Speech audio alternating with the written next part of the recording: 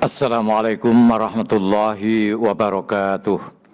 Bismillahirrahmanirrahim. Alhamdulillahirabbil alamin wassalatu wassalamu ala asyrafil anbiya wal mursalin sayyidina maulana Muhammad wa ala alihi wa sahbihi ajmain amma ba'du. Selamat bertemu kembali dengan saya Muhammad Ajib di channel Kampung Ilmu. Channelnya orang-orang yang tetap istiqomah mencari ilmu. Dauru Madrasati Abi Hamid Al-Ghazali fil Islah wa Tajdid. Peran Madrasah Al-Ghazali dalam proses pembaruan dan islah. Sahabat Kampung Ilmu yang berbahagia, Salahuddin Al-Ayyubi telah ditempatkan sebagai ikon kebangkitan sampai hari ini. Ini adalah suatu hal yang pantas dan bernas. Mengapa? Karena sosok inilah yang tampil sebagai aktor pembebasan wilayah-wilayah Islam yang sebelumnya dicaplok oleh pasukan salib dengan cara yang kejam dan biadab.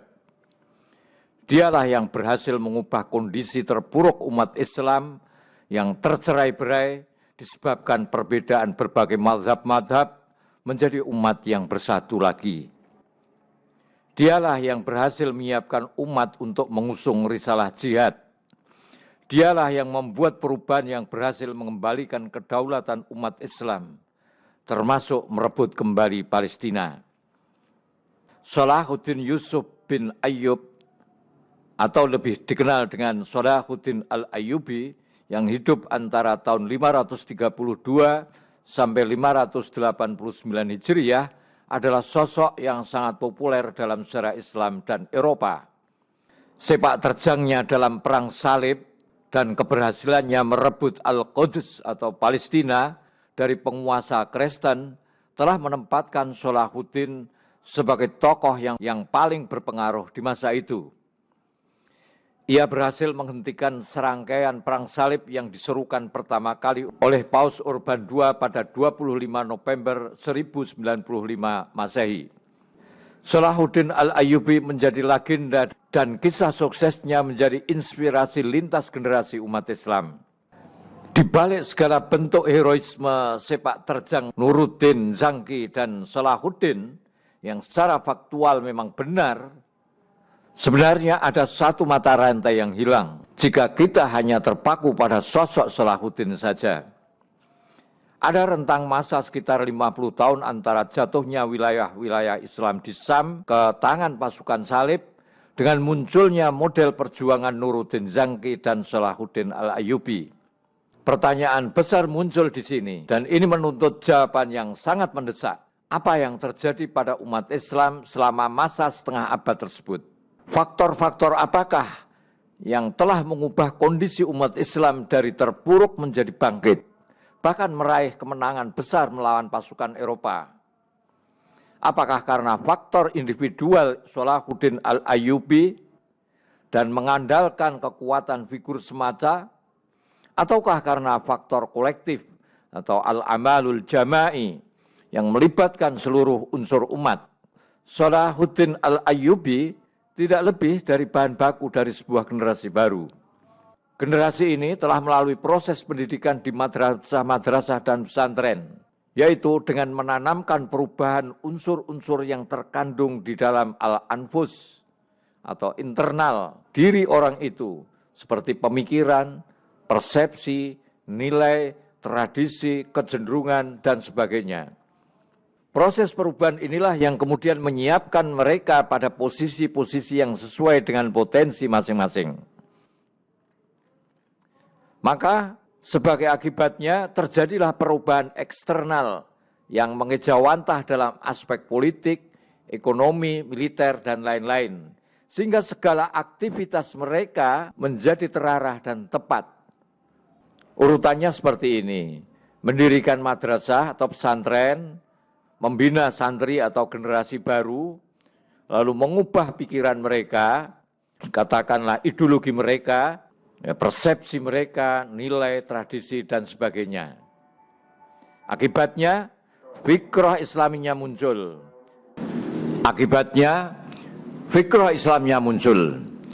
Generasi ini lalu mewarnai aspek politik, ekonomi, militer, dan sebagainya. Mereka warnai dengan celupan Islam atau sibghatullah.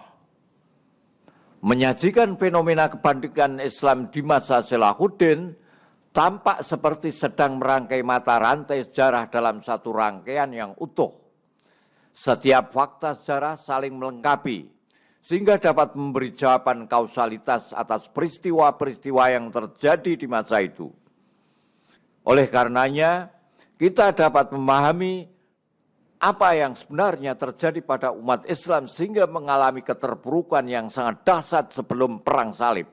Sebuah keterpurukan yang mengakibatkan pasukan Eropa tersebut dengan mudah menjajah wilayah-wilayah Islam.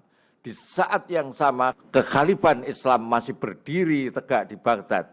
Lantas, apa yang terjadi pada masa-masa berikutnya sehingga memunculkan sikap, reaksi, dan perubahan yang kemudian membangkitkan umat yang tampak dengan munculnya sosok-sosok seperti Salahuddin Al-Ayyubi. Siapakah tokoh-tokoh madrasah dan pesantren yang berperan besar di dalam perubahan tersebut? Apa saja hal yang dirubah dan bagaimana proses perubahan itu berjalan? Sosok-sosok yang sangat berperan penting di dalam melahirkan generasi pemenang ini dan yang telah mengubah keterpurukan umat menjadi umat yang menang, muasisnya adalah Imamuna Abu Hamid Al-Ghazali bersama santri-santrinya dengan madrasah atau pesantren Islahiyah. Jadi madrasah yang muncul dan berkembang pada abad ke-5 dan abad ke-6 Hijriah memainkan peranan yang sangat penting dan menentukan di dalam menyatukan umat Islam di masa itu. Madrasah dan pesantren tersebut mendukung sikap umat Islam melawan pasukan salib yang datang dari barat, lalu melawan Mongol dan Tatar yang datang dari timur. Sangat disayangkan, tidak banyak yang dipaparkan oleh sumber-sumber sejarah mengenai tokoh-tokoh madrasah ini sebagai suatu fenomena holistik yang berinteraksi dengan gerakan-gerakan yang terjadi pada waktu itu dan berpengaruh terhadap peristiwa-peristiwa yang dialami oleh masyarakatnya. Sumber-sumber sejarah hanya memberi isyarat adanya hubungan dan kerjasama yang terjalin di antara mereka. Semua itu dapat ditemukan dalam biografi mereka yang dicatat oleh kitab-kitab, oleh buku-buku tabaqat mazhab, dan buku-buku sejarah yang mengacu pada perkembangan peristiwa dari tahun ke tahun atau al-hauliyat at-tarikhiyah. Mengingat pendiri sekaligus mursyid intelektual dan rohani madrasah ini adalah Abu Hamid Al-Ghazali, maka kita akan mengawali pembahasan ini dengan memaparkan riwayat hidup, pemikiran, dan usaha-usaha yang dilakukan beliau. Kemudian baru kita akan membahas pengaruh dirinya dan madrasah intelektualnya terhadap berbagai gejolak peristiwa islah dan pembaruan yang terjadi. Hayatul Ghazali, Hayatul Ghazali, biografi Al-Ghazali. Abu Hamid Muhammad bin Muhammad Al-Ghazali lahir pada tahun 450 Hijriah.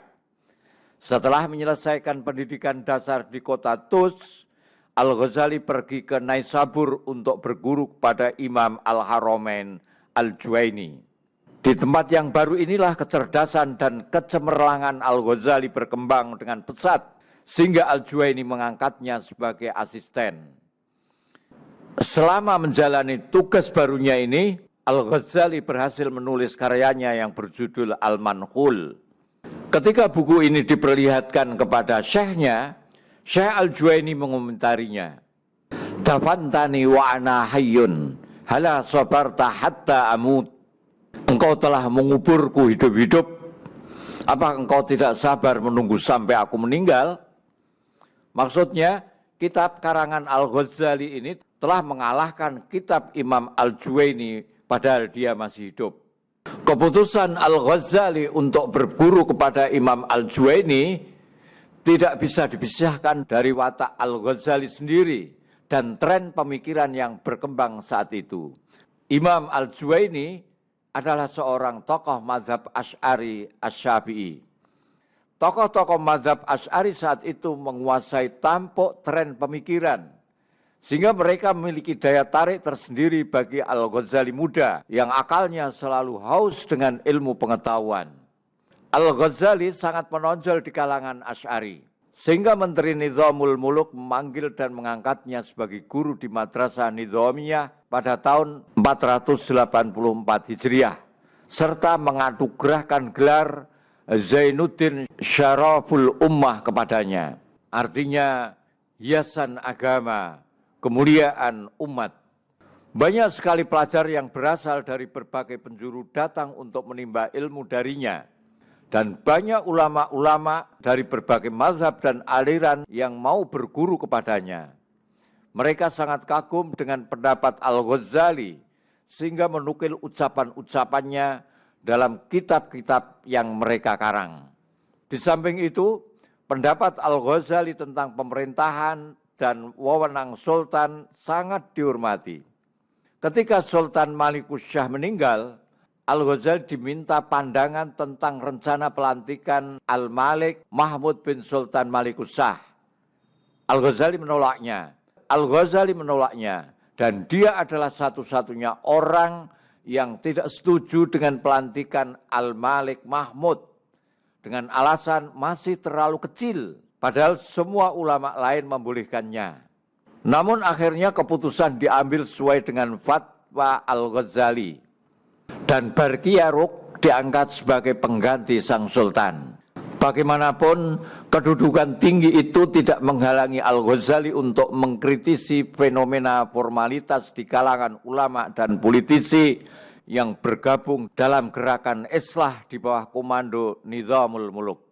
Al-Ghazali mengamati segenap tujuan dan perilaku mereka, dan dia mendapati bahwa akidah hanya sekedar simbol kosong yang digunakan untuk mendapatkan kedudukan terhormat, sedangkan afiliasi kepada mazhab sekedar alat untuk memperoleh jabatan dan keuntungan. Hal ini membuat Al-Ghazali memandang rendah kedudukan terhormat yang disandangnya, sehingga dia memutuskan untuk keluar dari struktur mazhab dan melepaskan jabatannya dari intuisi-intuisi pendidikan milik pemerintah.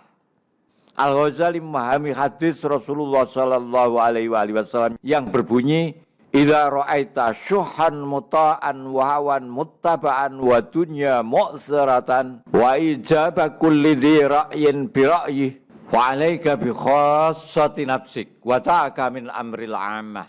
Jika kamu melihat keegoan ditaati, nafsu diikuti, dunia diutamakan, dan setiap orang yang berilmu membanggakan pendapatnya, maka kamu harus sibuk membenahi diri sendiri dan hindarkan dirimu dari urusan orang banyak. Al-khatwatul ula lil islah ya al-insihabu minal istighali bil umuril amah lil istighali bi khassati nafsih bughyata tahqiqi amraini. Langkah pertama dalam islah adalah menarik diri atau al-insikab dari kesibukan urusan-urusan publik, urusan-urusan umum, dan menggantinya dengan kesibukan membenahi diri sendiri. Untuk apa? Untuk menjalani dua proses penting. Pertama, mengevaluasi semua pemikiran, keyakinan, dan persepsi masyarakat saat itu di antara berbagai mazhab dan aliran yang saling bertentangan. Terutama setelah benar-benar mampu membedakan antara Islam yang terangkum dalam Al-Quran dan Sunnah dengan konsep Islam yang diwarisi dari nenek moyang atau dilahirkan oleh mazhab dan kelompok, lalu diangkat ke suatu derajat setara dengan Islam. Sehingga menghalangi manusia dari Al-Quran dan Sunnah, memandulkan kemampuan akal mereka untuk berijtihad, serta memperkuat taklid dan fanatisme mazhab yang sektarian. Semua itu membawa dampak bercampurnya segala bentuk pandangan dan persepsi pada pikiran orang-orang yang hidup di masa itu. Dan hasilnya seperti campuran makanan yang tidak karuan, sehingga mengakibatkan keracunan, muntah-muntah atau sakit. Tidak ada jalan keluar dari kekacauan ini kecuali dengan melakukan diet pemikiran yang diikuti dengan upaya mencari segala pemikiran dan persepsi yang sejalan dengan tuntunan Al-Quran dan Sunnah. Yang kedua, mengevaluasi kecenderungan jiwa dan tujuan sebenarnya yang didapatkan selama menjalani aktivitas mazhab, yaitu kecenderungan untuk menjadikan tokoh-tokoh mazhab sebagai pemegang otoritas hukum, bukan Islam.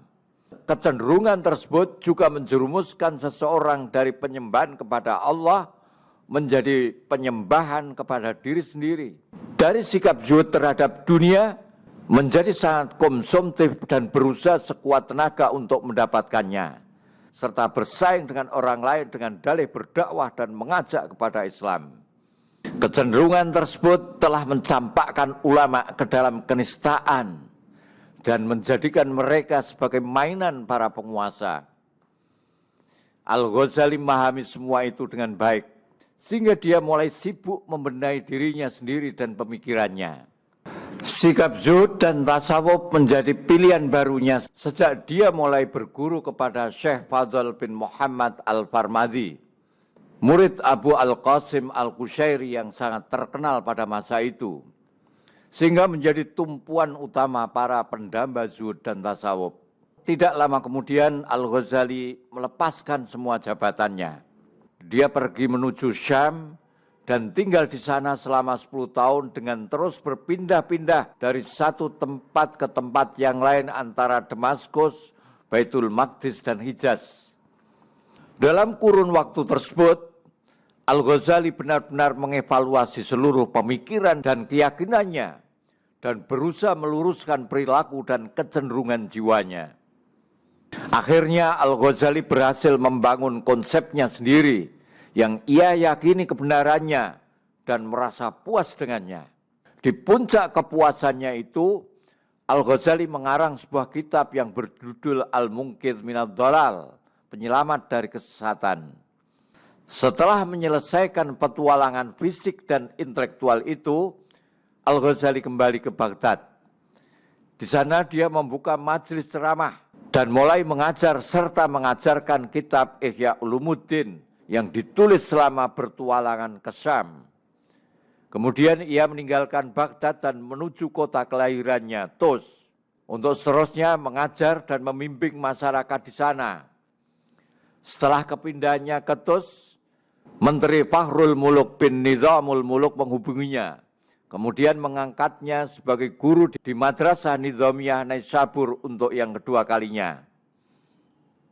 Al-Ghazali sempat mengajar di Naisabur beberapa saat, namun kegiatan formal ini tidak menarik baginya, sehingga dia kembali lagi ke kota kelahirannya, Tus, dan membangun sekolah sendiri, membangun madrasah sendiri di samping rumahnya, dan membangun sebuah pondokan untuk kegiatan tasawuf. Sasaran yang ingin dicapai oleh Al-Ghazali terfokus pada dua hal.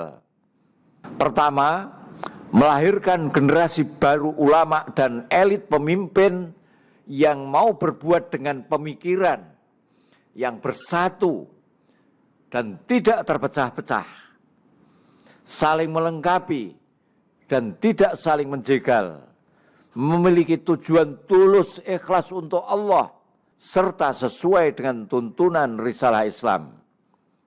Kedua, memfokuskan perhatian untuk mengatasi penyakit-penyakit krusial yang menggerogoti umat dari dalam, bukan sibuk dengan gejala-gejala yang ditimbulkan oleh penyakit-penyakit tersebut, yang diantaranya adalah ancaman para agresor yang datang dari luar.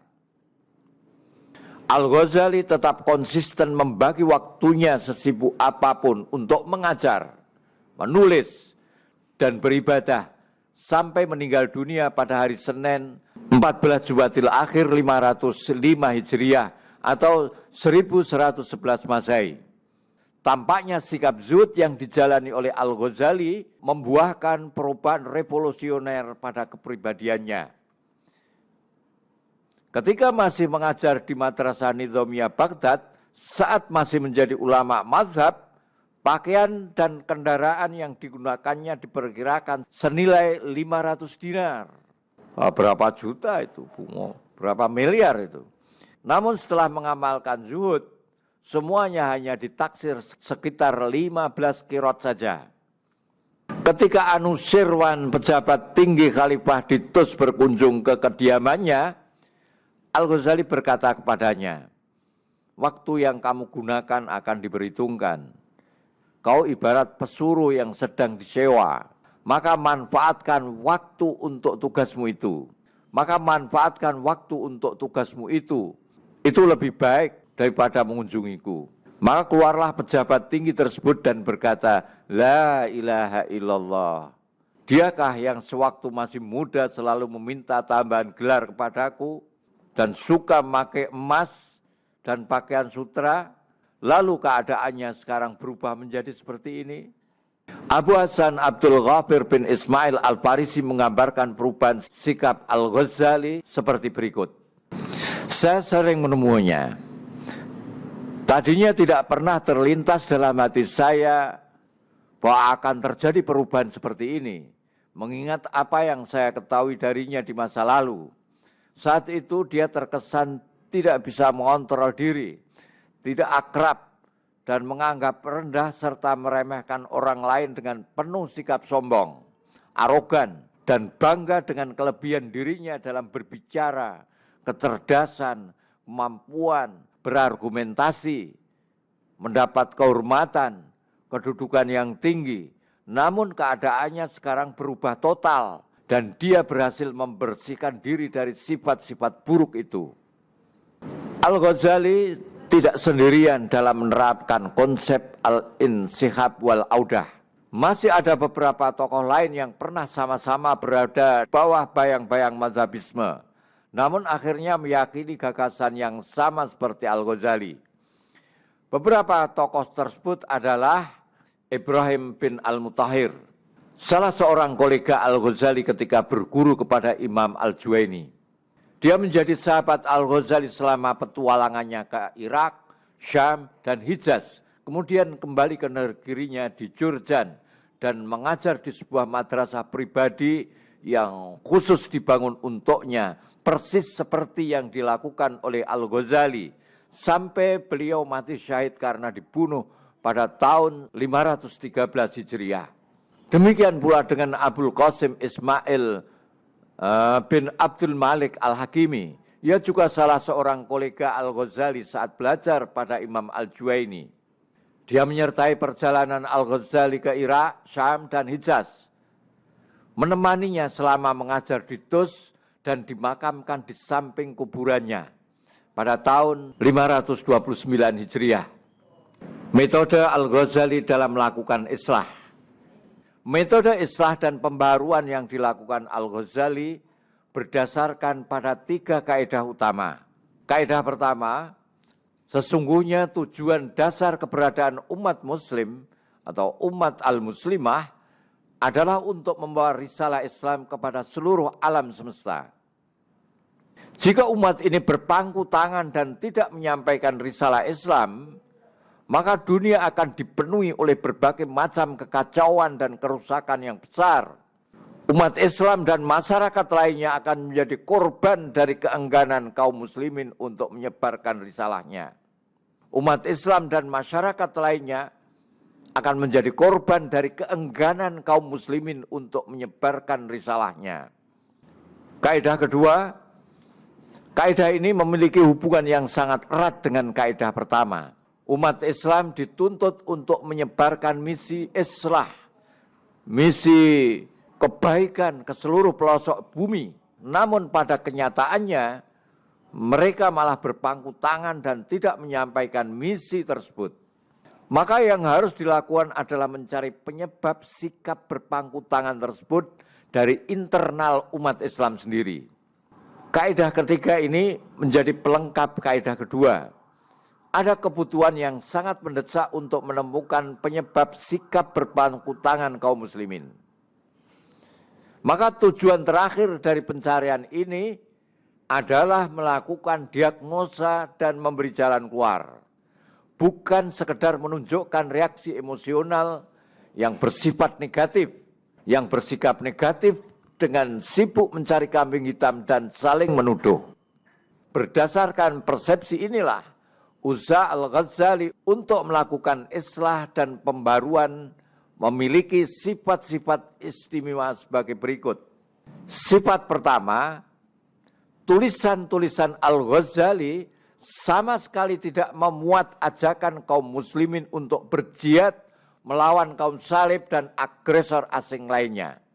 Selain itu, tulisannya juga tidak mencantumkan kecaman atas keganasan-keganasan yang terjadi. Tunggu episode berikutnya. Assalamualaikum warahmatullahi wabarakatuh. Muhammad Ajib.